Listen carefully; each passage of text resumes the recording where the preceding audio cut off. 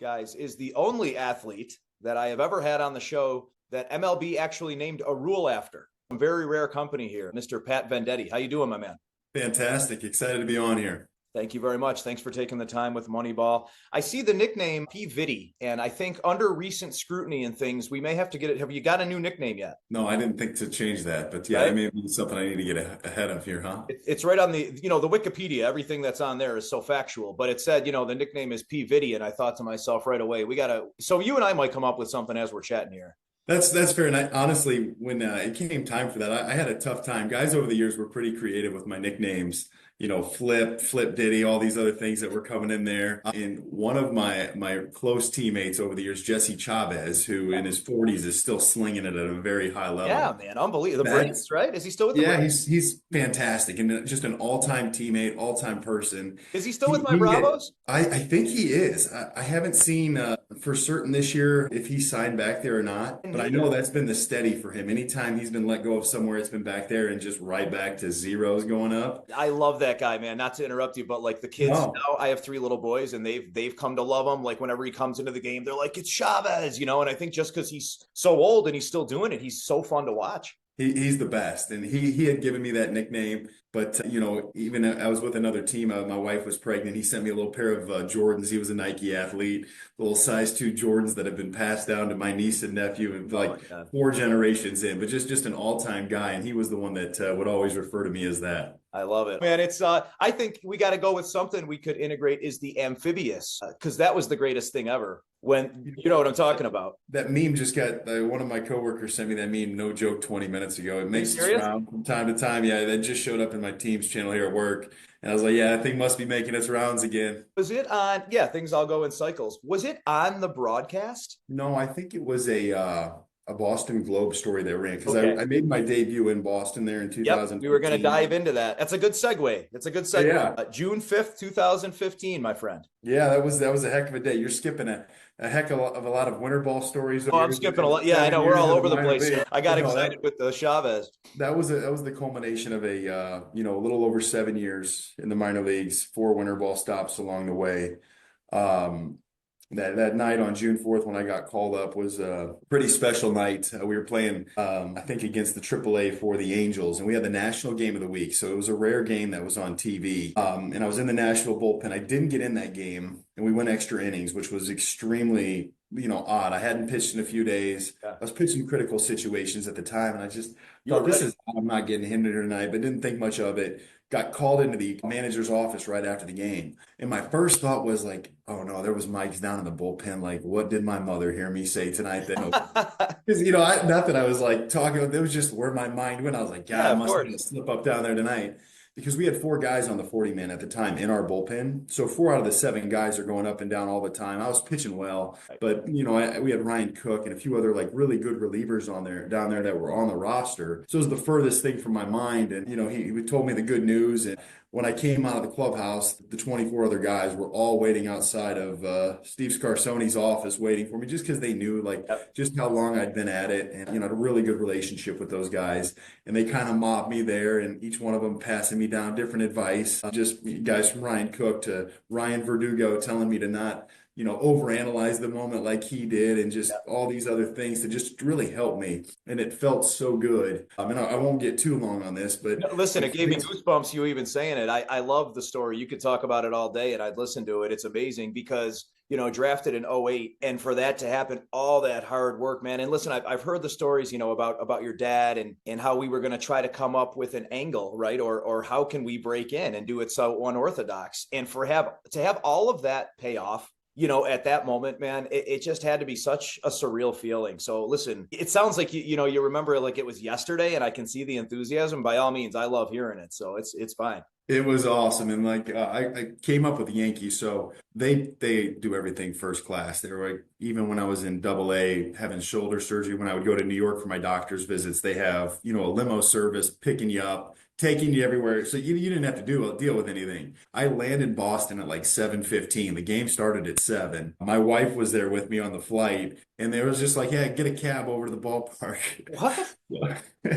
Yeah, but and don't get me wrong, the A's treated me and my family Oh fantastic. no, yeah, for sure, of course, It's right? just But it's a it's a different different organization. animal. Things are Yes. different, and I'm Yeah. sure maybe it's different now. But I hopped in a cab, They probably know Sacramento this year, but that's I spent a full year there too, which is wild to me. But at the end of the day, that's not a terrible place. There's worse places to be. But but anyway, you legit took a cab over. get to the stadium at 7:30 in Fenway. At least then, once the gates open, there's no more private player entrance. So I Okay. get dropped off at like gate whatever, and I'm going in with the late arriving crowd with my A's bag, This is trying to convince the guy at the ticket gate, like, hey, I'm stop. supposed to be in Stop. here. This is So phenomenal. He makes the call. So they had you at the gate. You're trying yeah, to lobby. we maneuver through the concourse of Fenway because the visitors clubhouse, you go in right next to a concession stand. There's Oh no yeah. like Oh yeah. hall. Yep. No, I know. So Yep. like there's a beer line, and then I'm making my way through. And it's I get so in the narrow. clubhouse. It's so weird in there, man. Yeah. Yeah,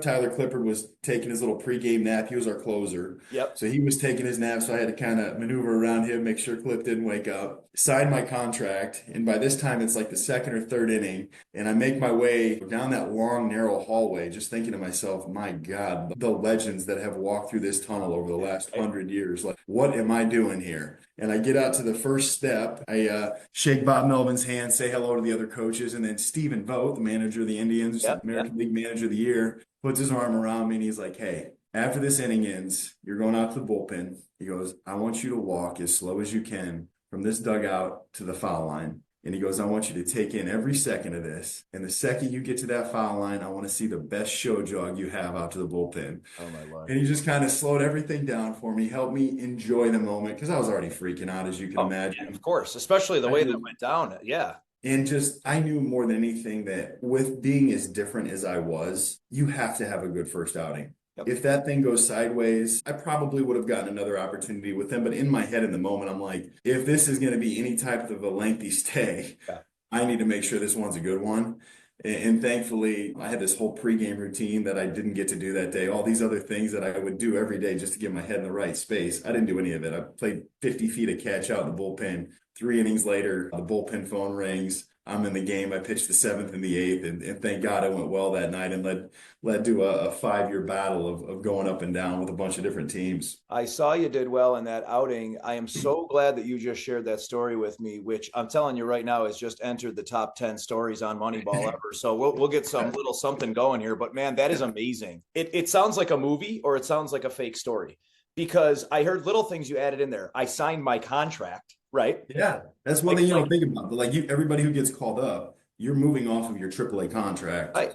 To signing a major league deal. It really changes the course of your earning capabilities. It changes the trajectory of your life, even for that day. So it's a big deal and very, very blessed for it. And you're signing that, though. I mean, they're not saying like, hey, let's wait till after the game or anything. Like that's going on before you that has to be done before every guy. That has guy. to be done. Yeah, and there's obviously all those things are already set before the season starts. Yeah, right. But it's still a formality that has to be done. Yeah. So it was a whirlwind of a day. Part of that movie, the closer taking his nap. I mean, just dude, you couldn't have lined it up any more perfect. Just the whole scenario, because in my head, I'm picturing you arguing with security with some drunk Boston fan next to you, going, "Let him in." Right? And I don't exactly look like a major league ball player either. I'm like 6'1", 6'1" on a good day, 180 pounds. So, nobody. It's kind of hard to believe for some. Let me ask you a serious question, because you did say, especially with your particular set of talents, that things had to go well that day. Was there a fear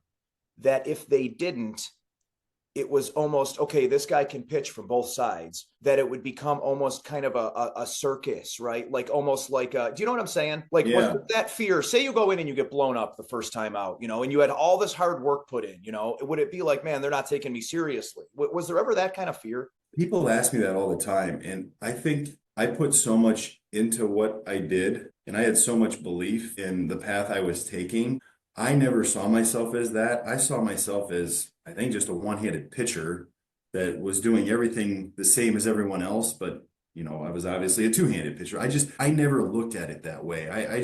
It was my path to the big leagues. It was my career. It was how I trained every day. So even with those failure days, I never looked at it like I'm a sideshow or whatever it is. I just thought, that was a bad day today, just like anybody else has. But I guess looking back, yeah, I'm sure people would have said that. You but know, I thankfully mean, it never registered upstairs here. just, and just that was my only thought when you had said, because yes, any major league pitcher, you got to go out and you got to have a good outing. I just think with your particular situation, listen, man, I give you so much more credit because you had a lot more scrutiny, like kind of maybe it's almost like who does this guy think he is? He can pitch with both arms, that kind of a feeling. And one of my questions I had for you that I've never heard anybody ask you, hitters had to be pissed, like for lack of a better word. Moneyball's as PG as it comes. I got so many kids watching, but hitters had to be furious when you pulled that because it wasn't a rule. Oh, now he threw out from the right side. Ramirez can't understand what's going on. The 0-1 pitch. Then, right? And I don't care at what level. You were in pro ball, my friend. So 2008 above, you're in pro ball, right? I know it's, an MLB and the whole story, but everybody playing is taking this game extremely serious. Everyone's trying to get to that next level and to perform. So I'm picturing myself up, right? And I'm coming up and I need a knock in the seventh or eighth inning. And you come up and you switch on me and everyone knows who's played baseball. It's not easy to adapt to a righty or lefty, How many times did you get stared down or guys challenging you? Like, did that ever happen? Well, so there was the video where the kid and I Ralph Enriquez and I were going back and forth. That was actually my first career outing. Okay. See, I didn't even watch that. I swear to God, I didn't watch that. So there's a YouTube clip where there was no rule in place and the Yankees told me, hey, keep switching until they make a rule. Okay. And it was my very first outing. And that's another crazy story. I was with the Staten Island Yankees. We were playing the Brooklyn Cyclones. Nobody would have ever seen this game. There's no short season games on TV. Right. The Mets game got rained out that night. Okay. So SNY did have their cameras set up on Coney Island there.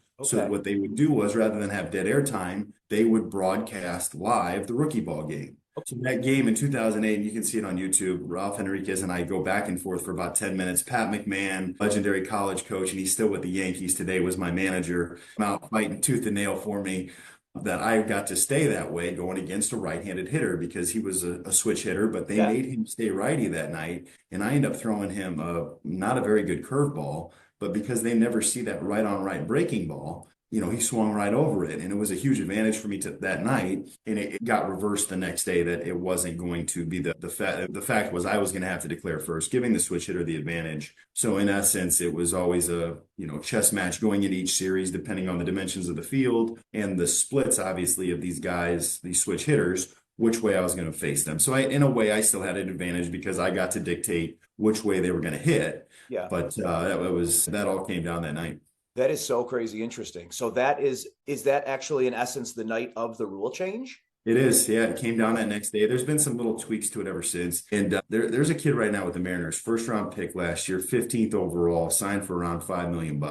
Switch pitcher is incredible. I saw him, and electric stuff. And I'd be surprised. Isn't he 18 years old or something? He's a kid. He's young. He's 20, maybe 19, 20. I don't know exactly how old he is. He was out of Mississippi State last year. Okay. But I wouldn't be surprised if they try to fight that a little bit. And I would hope they would use the splits that I had against switch hitters, because you would see that the switch hitters had a distinct advantage over a situation. To me, if there's one or two of somebody in a game, they should have that advantage. You know what I mean? Especially given how hard it is to switch pitch. That hitter doesn't need that advantage there. It should be in his court, and I hope they fight for that. That was something I was going to bring up with you, and you read my mind with it, was how you felt overall about the rule. I'm not a fan of the rule. I think it's such a rarity, So say this kid comes up from the Mariners and huge value there. Yeah. Right? You're going to see a lot of those guys these days.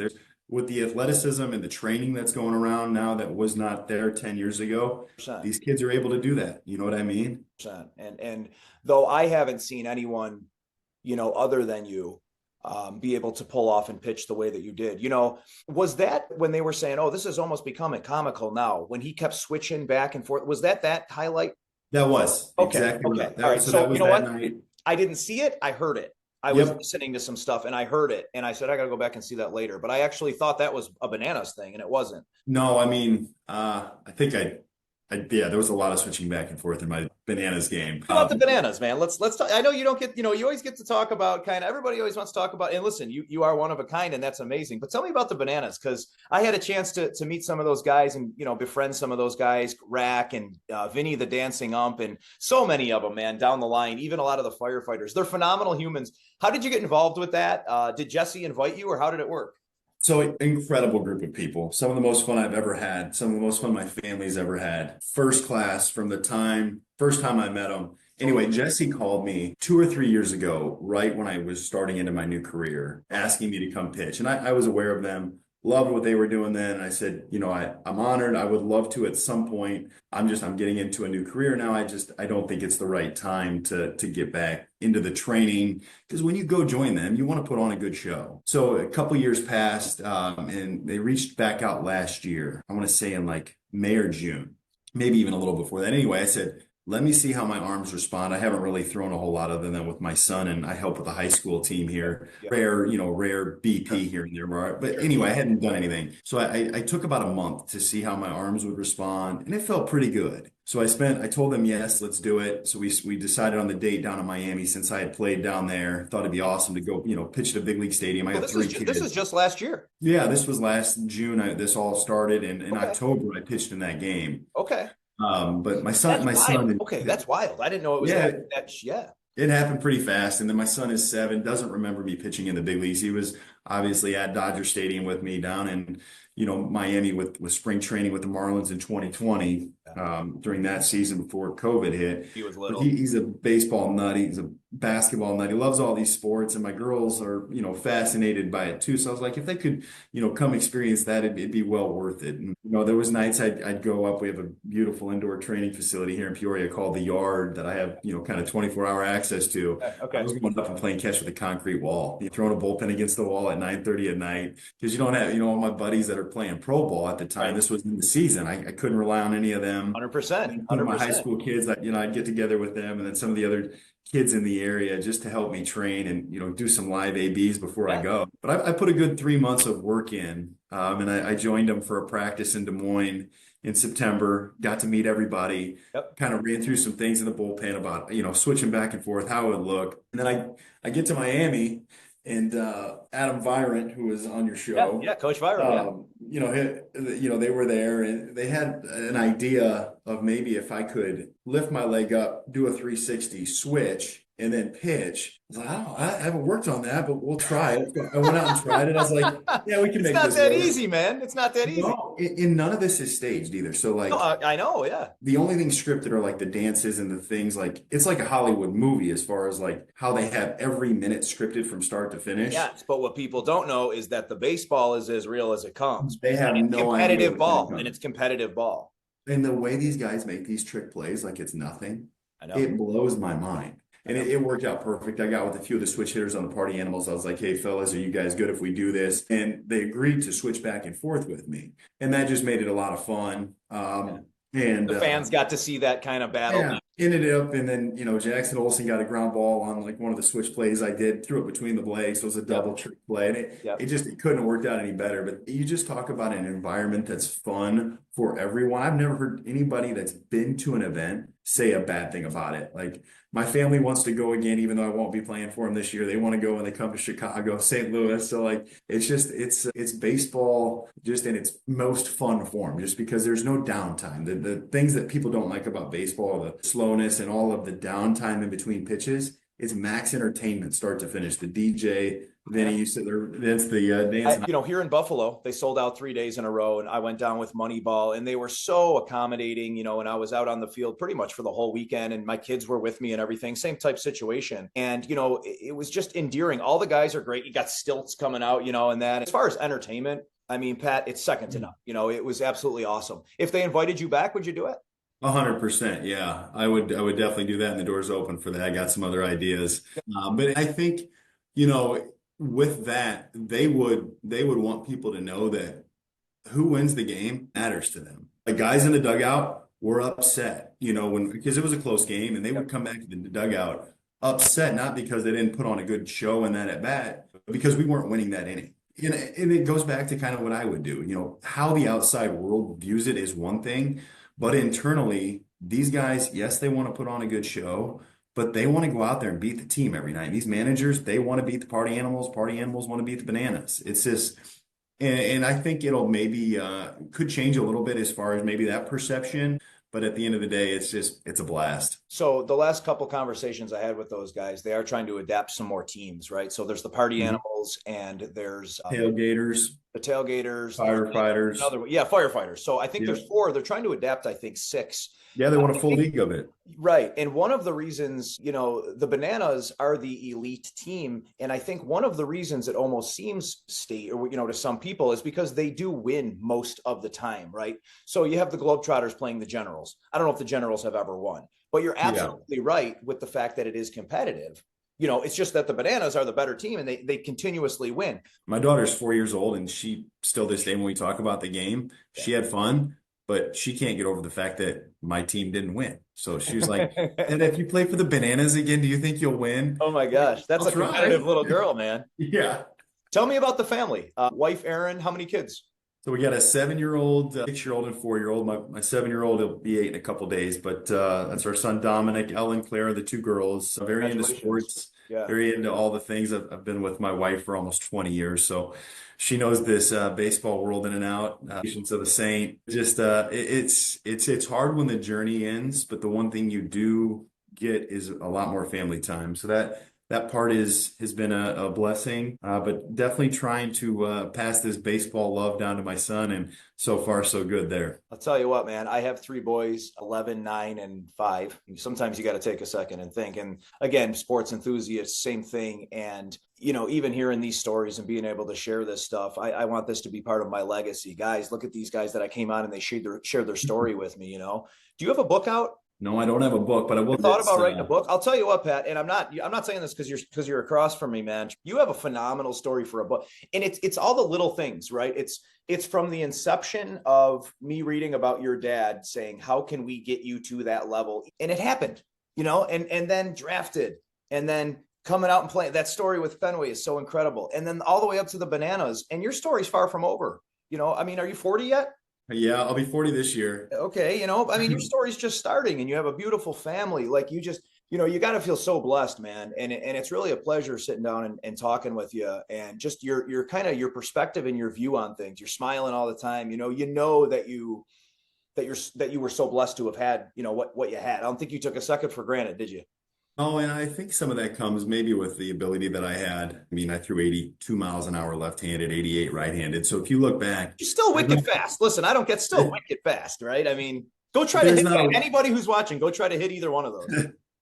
And, with one arm, there's not a world where, number one, I probably play Division I baseball. There's not a world where I get drafted and no chance at making the major leagues. But thankfully, I had a dad that just spent endless amounts of time with me, instilling a belief that you can do anything you want if you work for it. And I was so grateful for that. And then anytime you have to spend 7 or 8 years in the minor leagues, you're going to enjoy that time in the big leagues more than, a guy in the first round who gets there in a year or two. It's just, that's any walk of life. So unless you have that to kind of fall back on, I was, yes, blessed, but I also had a journey that kind of forced me to enjoy every one of those seconds. And unfortunately, I'm a very realistic. I have a very realistic view of my ability and how things work. You're authentic. So you're authentic and you're transparent. And I knew it was going to be tough to get to the big leagues. And being such a long shot, whether it was one day or the almost 2.5 years of service time that I ended up getting, I was going to be very grateful for every second of that because of the journey that I had. And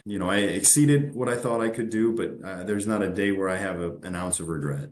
Do you notice yourself? Are you a lot like your dad? Do you see a lot of similarities in the way that you're now with your children? I try to give as much time that my dad gave to me to my son and daughters. That's something I'm very grateful for, that he taught me how to do that. And I think that as parents, that's really the best thing we can do is show our kids the value of family and the value of time spent together. Totally agree. You're forever going to be the guy that they name that rule after. And that is your legacy. And that's absolutely tremendous. Right. And, whenever somebody can put that stamp on something, and you're very likable, like I said, I meet a lot of different athletes, man. I talk to a lot of different athletes and, you're a likable guy who I could see coaching at any level, who I could see the banana stuff. You know what I mean? It's really a tremendous story, and it's heartwarming. It's like one of those things like, that Dennis Quaid, he could play you real well in a movie, couldn't he? Let's get the Pat Venditte story. I want Dennis Quaid with the lead. Okay. I want that whole thing at Fenway where you're trying to get through, bro. I want to see all this. You know what? And something that gets lost in all this is my time with the two different Mexican league teams that I played with in winter Oh, I did ball. not My know this. time in Venezuela, my time, in the Dominican Republic. Okay, chapter 3, 4, and 5. In 2012, I got to go down to the Dominican for the World Series down there. I got there on game 2. We played a 9-game series. Andy Dirks, a former, Detroit Tiger, hit a walk-off over the Aguilas down there. The fans stormed the field. I'd gotten paid before the game. I was down there for the week, and I had agreed to a salary just for showing up, and then an extra like $2,000 or $3,000 if we won. So they paid me before the game in cash. So I had I was going home the next day regardless. So I had my money in my bag.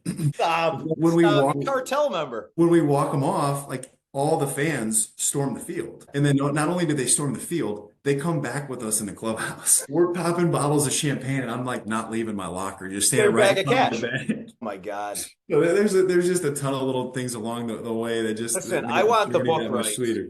I want the book rights. I'm telling you right now, I got a name for it. I'm going with Mr. Amphibious. It's tremendous, man. And I'm telling you, with the family, everything else. This was awesome. I got a couple more questions. Actually, one more question, and I'm going to ask you this. I love this question for people. If you could have dinner, no family, but I'm going to set the table with 3 people. Cannot be family, cannot be D-Money with Moneyball, okay? But it can be anyone living or dead. Who are your 3 guests? Wow. Off the cuff like that. That's why it's tough, off the cuff. We'll go George Washington. I dig Adam, it. Adam Sandler. Awesome. That's an awesome choice. And let's see. Let's get one more in there. We'll go oh man. Big music guy at all? I am, man. That's a good point. Let's go Eric Church as the 3rd one. Okay, I dig that.